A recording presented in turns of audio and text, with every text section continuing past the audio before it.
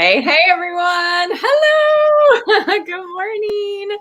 Happy Wednesday. We are so excited to be here at a hopefully more regularly scheduled time. So glad that you're here. Thanks for bearing with our schedule changes and vaccines and all the things that we were navigating for weeks. But moving forward, 8 a.m. Pacific Standard Time and 11 a.m. Eastern Standard Time, and then calculating wherever you are on the planet will be our day on Wednesdays. So excited to have you. And we're trying a new thing also today where we're hoping that we're streaming actually in the event on our page at the same time. So if you're watching us in the event, it'd be so great to let us know, like, oh, is it working? We tested it out a bunch yesterday, but just hoping everyone can see us. So and welcome back to our returners. Welcome to those that might be joining for the first time. I'm Liz, and that's Bonnie. Yay. Wait, nope. Oh, this way. Me, I'm pointing away from you. Good morning, Joy. Hello. Yeah, we're excited to be here with you. So just a quick intro to us. If this is a first time for you, Bonnie and I are both coaches. We specialize in anxiety, and we are trained in kind of using several different mediums to kind of look at our anxiety. And so we focus a lot on both thought-based and body-based practices. But today we thought we'd delve a little bit into our cells and the science behind our cells, right, Bon? So yes, a little bit of geeky stuff, but it's super cool, and we won't make it hard to understand. So as simple as possible. It's true. Yeah. Well, and we've been talking so much about just how and why it's so important for us to not only look at the mind, but look at the body as well when we are trying to manage and work through our anxiety. So we just thought, it'd be so cool to just do like a little deeper dive into the why. Like, why should we do that, right? Like, our thoughts are all up here, right? But why is it that we should really address the whole body? So yeah. So we're so happy you're here. That's right. And there's a lot of things too. And Bonnie and I in past lives, which by the way, you can find right in our Facebook feed if you want to go look at past lives, as well as our YouTube page, which I think Bonnie did a post of a couple weeks ago, right, Bonds? Yeah. But the link to that should be right at the top of our Facebook page.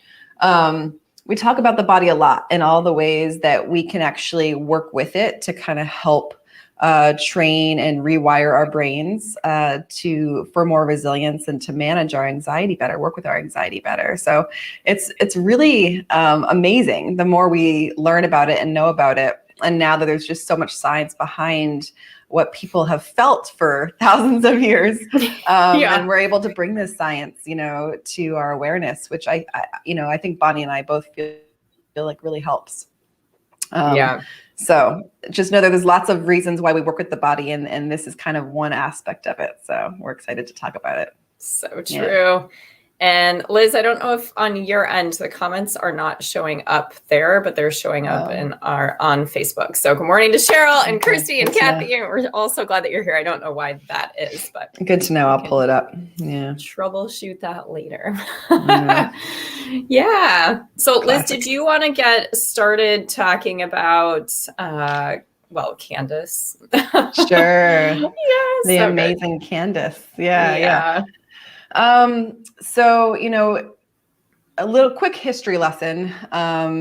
People used to think that our mind and our body were split, right? They kind of worked and interacted with the world and reacted separately from one another. And that might seem crazy for you to think about that now, but that was the way that we used to think. And then Candace Pert, so a female doctor, which is awesome. And originally she didn't get credit for it, but she does now, which is the right thing and awesome. She proved that the mind-body connection exists and is a real thing. And she was trying to understand addiction and discovered this through that. And then it kind of came into scientific knowledge in the late 1970s. So knowing that when we feel certain emotions in our minds, our brains release certain things, and body's going to go into that. And I have a little bit of a drawing, but that then travel through our bodies. So we're going to talk a little bit about and then explore together this truth that is that we feel our emotions and how we feel them.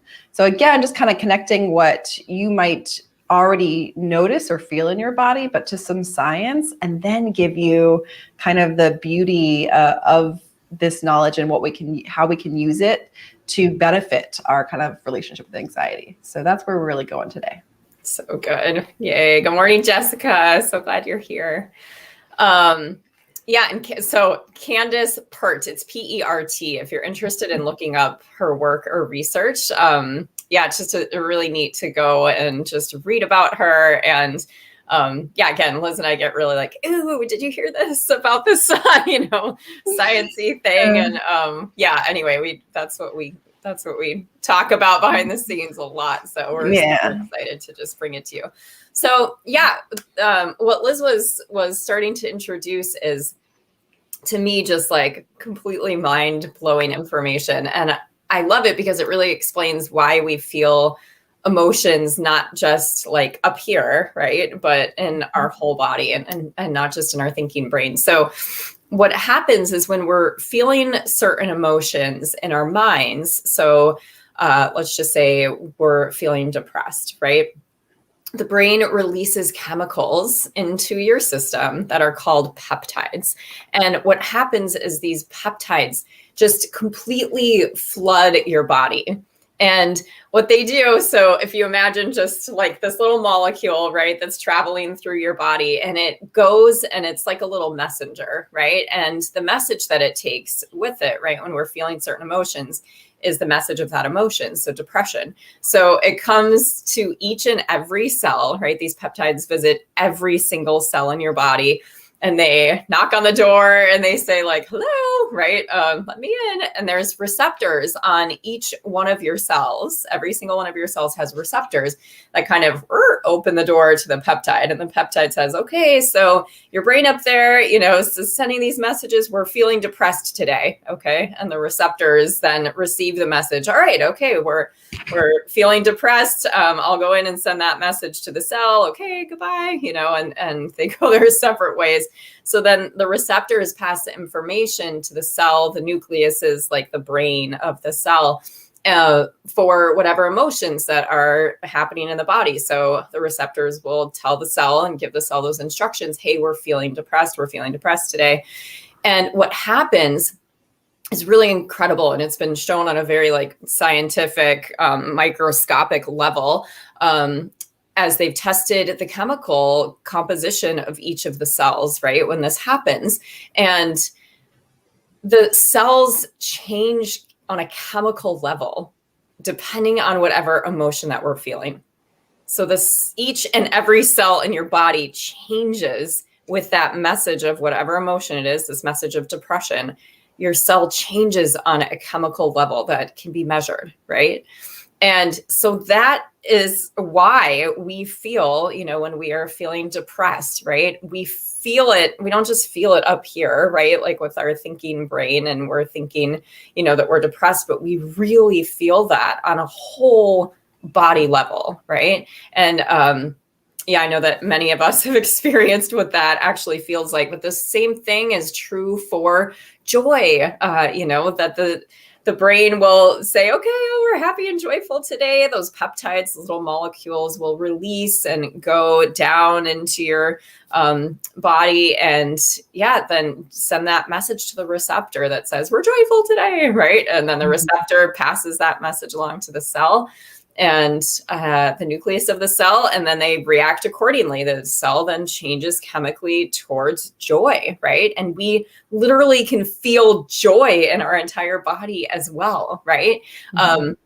So Liz, I'm just going to let you kind of point out if they're on your diagram, the little different bits that you've got going on. so that people can really see kind of how that looks on a big cellular, blown up, magnified cellular Right. level. I love it. Yeah, I tried to follow along your words. Sorry. So good. Oh no, it's okay. But if you imagine, right, so these are the little messages, right, the peptides that get released, and they're these, like Bonnie said, thousands of messages, through the form of molecules. Peptides are just amino acids being sent through your body, right? And then as they, and we have thousands of cells, right? And within each cell is thousands and thousands of receptors, right? And so every single one of these is going in, and we have these receptors. They both exist on the outside of our cell, or what you call the membrane, and they also exist on the inside of our cell. You probably at least remember that there's like the nucleus, right? Like that's all you need to know, right? Basic cell with the nucleus, right? And these receptors exist all around. They exist in the cytoplasm, in this space. They exist in the nucleus, and they exist in the membrane. And they, like as Bonnie said, was when they come in and they attach themselves to this receptor. So if this is what the receptor originally looks like, let's just say, right? And it comes in, and then Bonnie was saying it changes. Well, that is what it changes to, right? So that's how you then experience this emotion throughout your body, right? So pretty cool or crazy, right? That's amazing. Yeah. And so just for a second, we're just going to take a moment to kind of bring this in on a little bit of a body level, but we're curious to hear from all of you about, we'll just choose depression and joy, or feeling down, or just kind of low. We all have those days where we just kind of feel like, oh, well, a little slumpy. And how does that feel and present in your body? If you just take a second, sometimes you can just kind of close your eyes and sort of imagine like, oh yeah, that feels this particular way. I definitely know how it presents for me when I'm feeling really just like down in the dumps. And then consider how it feels when you are feeling really joyful, right? Like how does that manifesting in your body? So we'd love to hear from you if this is true, if you really do feel this, these two different emotions in all areas of your body. Mm-hmm. Yeah. That's good, Bonds. It's a good comparison between the extremes, right? in a way.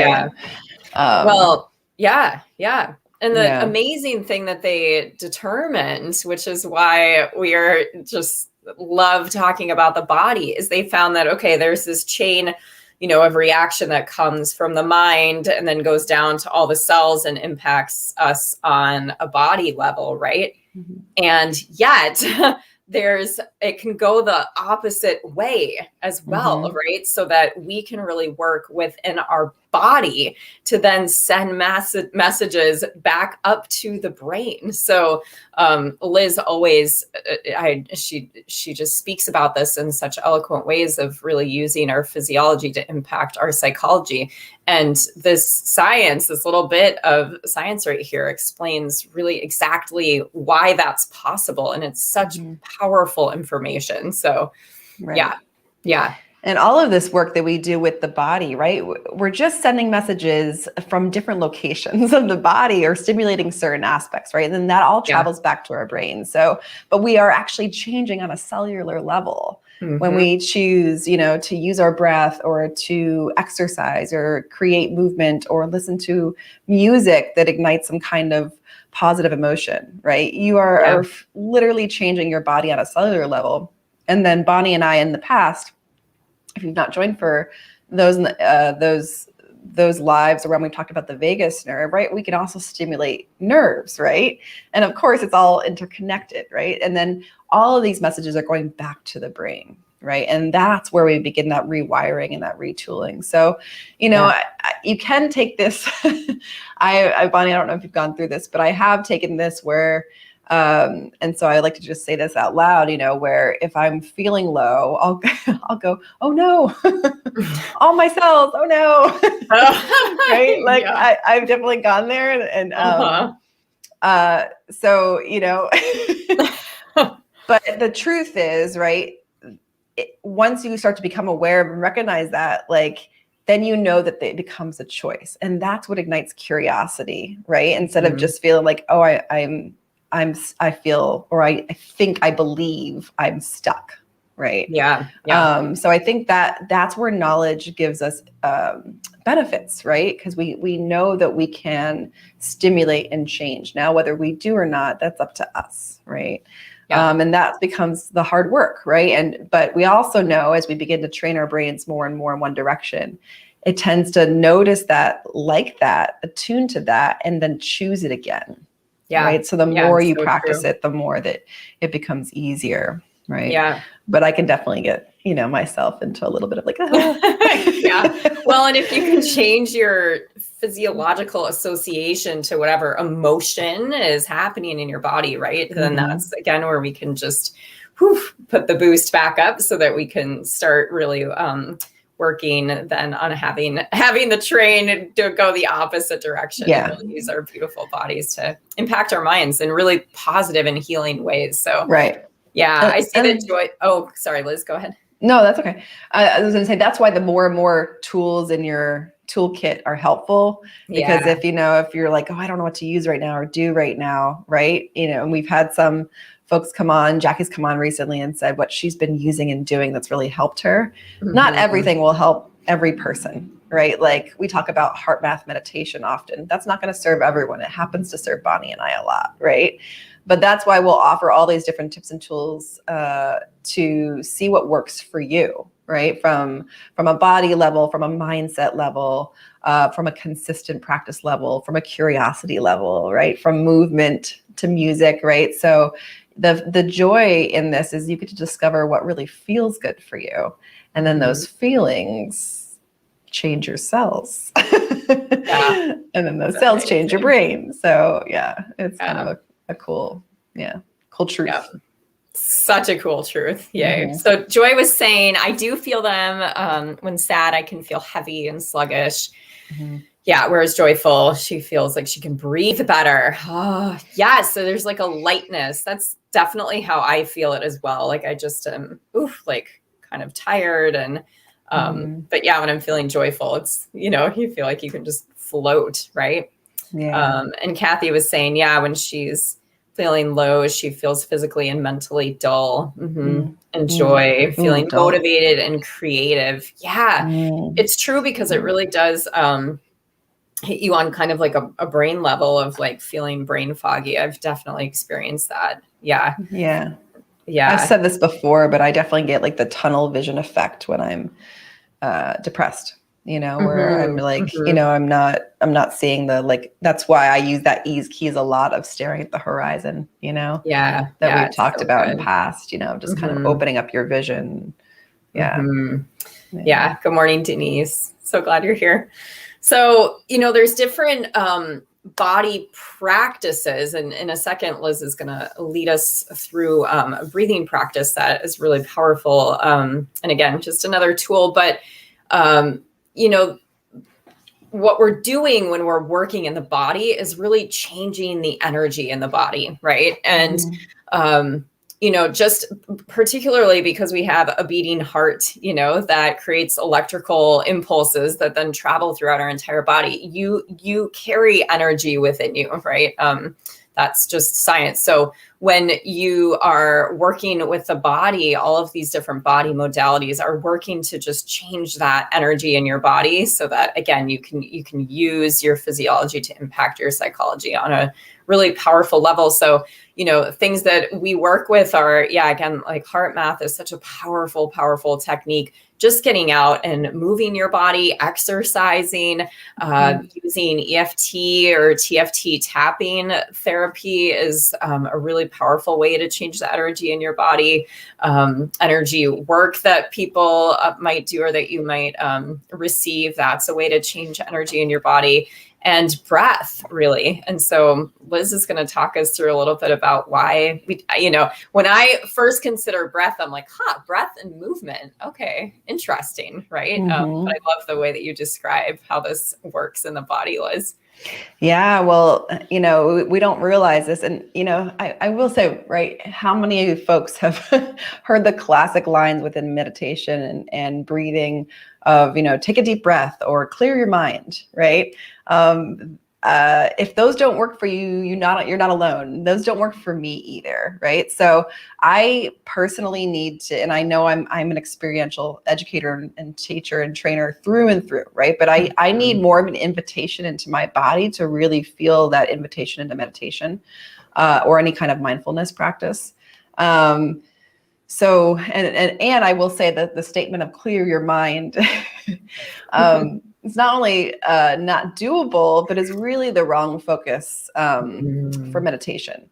We always have something going on, right? And it's really, if you focus more on the body and away from the mind, then what ends up happening is your mind starts to feel less bombarded by thought. But if you focus first on, and this is not for everyone, but I find that this works for most people more than not. But if I find that if you focus on thoughts and trying to eliminate thoughts, right, then you're like, yeah, right, Totally. they're coming, right? Yeah. And I've said this a bunch, and I say this in our program, but thoughts are really an invitation, because the moment that our brain is stimulated, where studies have shown, meditators, their brains over time, even after 2 weeks of meditation, you see more stimulation in a certain part of our brain. That's the sensory part of our brain. The moment that gets stimulated is when you're lost in thought, you catch it, and then you choose to return. So I always invite my clients to celebrate when they've caught their thoughts, because that's the moment that your brain sees stimulation, right? So anyway, coming back to breath is movement. It's movement inside your body. I don't think we realize how much movement you're doing when you're breathing. Now, we can invite more movement, right, with those longer breaths. And there's a reason I say longer breath instead of deep breath. And so we're going to practice a little bit of that now, but it's a pretty simple, honestly, technique. But we're going to take it from Thich Nhat Hanh, who writes about this in The Miracle of Mindfulness, and the way that he was taught when he was first studying to become a monk. And so super simple, but you're going to repeat what you're doing to yourself while you're doing it. Okay. And this is almost, we just compared joy and depression, right? But this is kind of, if you're sitting right now in any stress or tension and don't realize it, right?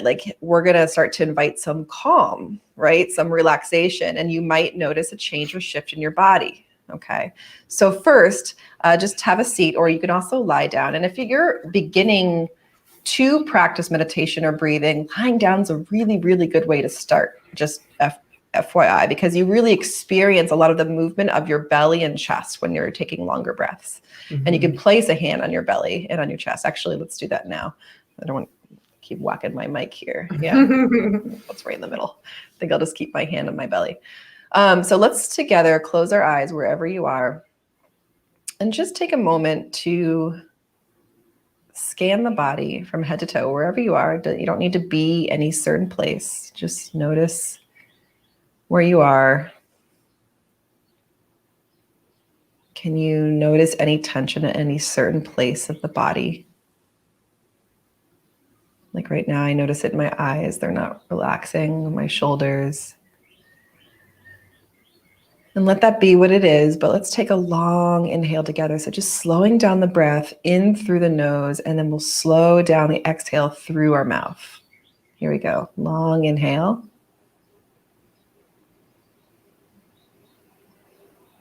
And long exhale. And let's do that again. And as you do it, just see if you can allow that tension to kind of melt. If you're sitting, allow things to lower towards the ground.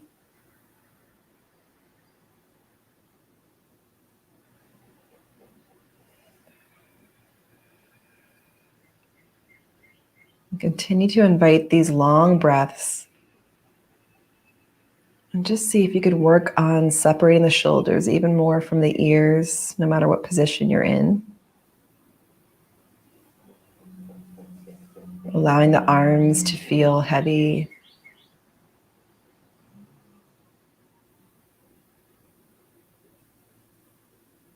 Allowing the skin around your eyes to relax.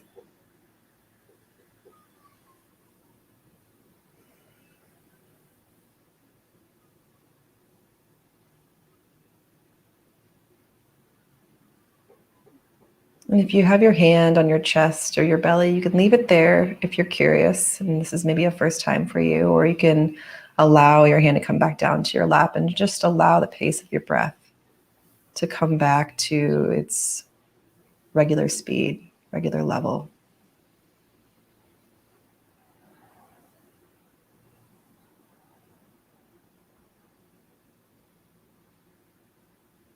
And all we're going to do here is take breaths together. And as you breathe in, and you can choose a length of the breath here, you don't have to alter it, or you can increase the length you choose. But all you're going to repeat to yourself or out loud, if you'd like, is I am breathing in when you're breathing in. And as you do that, just notice everything there is to notice, what it feels like, where it goes.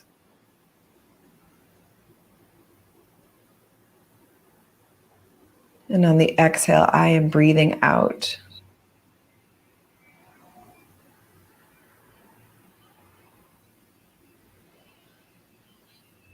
Let's together just do this for the next 30 seconds or so. Just practice for 30 seconds here, repeating to yourself exactly what you're doing with your breath.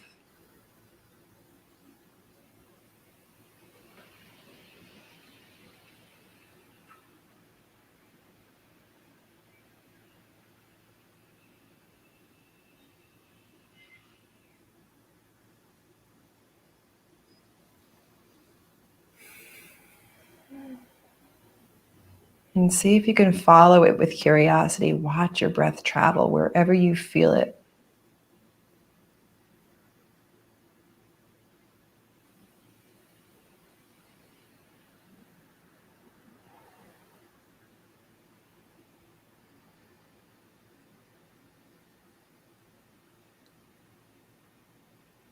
And again, when your mind wanders, just coming back to whatever you notice you felt in the body that feels interesting or curious. Do you feel your breath all the way in your belly? Do you feel it at the tip of your nose?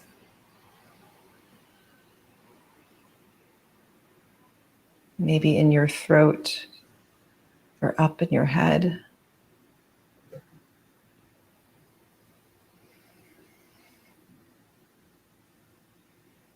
And then take one more quality breath here.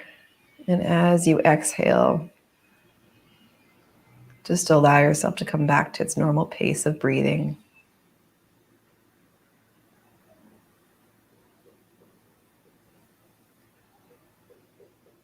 Take a moment before we open our eyes to simply notice how your body feels now compared to where it was when we started.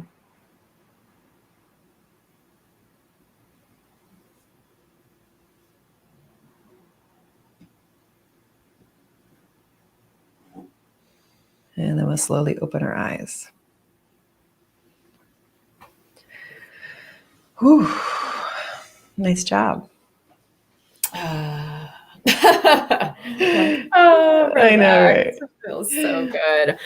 Well, one other just sort of invitation is, and I know Liz received her copy yesterday, but there's this incredible book called Breath by an author named James Nestor.